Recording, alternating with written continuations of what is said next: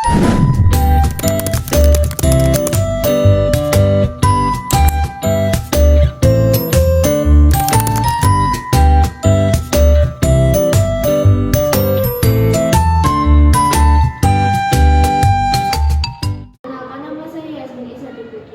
35. Saya Fisisi Sierra, absen 16. Indra ya sinematik.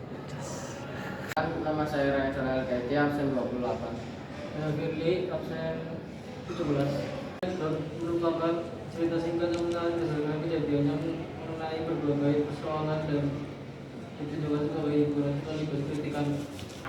Struktur teks anekdot terdiri atas orientasi, komplikasi, dan resolusi.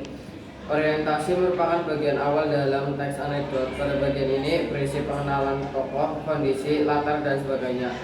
Komplikasi berisi masalah yang dihadapi tokoh. Pada bagian ini penulis menyampaikan puncak cerita yang mengundang tawa sekaligus kritikan terhadap topik yang diangkat. Bagian ini disebut juga dengan krisis dan reaksi.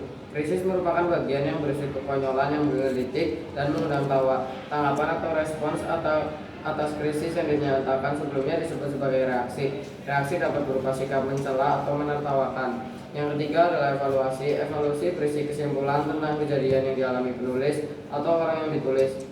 Ciri-ciri teks anekdot bersifat lucu atau humor, bersifat menggelitik, bersifat menyindir, memiliki tujuan tertentu.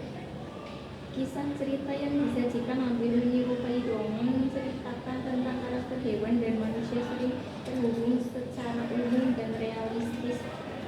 Fungsi dari teks anekdot adalah untuk seseorang menunjukkan kepeduliannya pada persoalan, tidak dengan tindakan, tetapi untuk mengingatkan orang lain akan kebenaran yang harus dilakukan. Anekdot bisa menyadarkan kekeliruan orang lain tanpa harus merasa tersinggung. Seorang ahli tata bahasa yang sombong naik perahu tambang. Ia melihat tukang perahu bersiap melanjutkan perahu.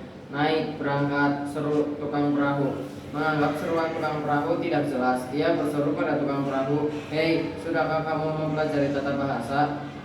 "Belum," kata tukang perahu. Ahli bahasa itu berkata lagi, "Kalau begitu hidupmu sia-sia."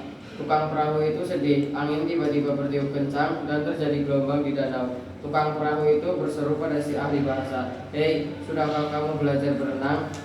"Belum," jawab si ahli bahasa. "Kalau begitu seluruh hidup dan kepandaianmu akan sia-sia," jawab tukang perahu. "Sebentar lagi perahu ini akan tenggelam." Penyebab kelucuan dari teks anekdot di atas adalah seorang ahli tata bahasa yang sombong membanggakan kepandaiannya ternyata celaka pada akhirnya, padahal dia baru saja bersikap sombong.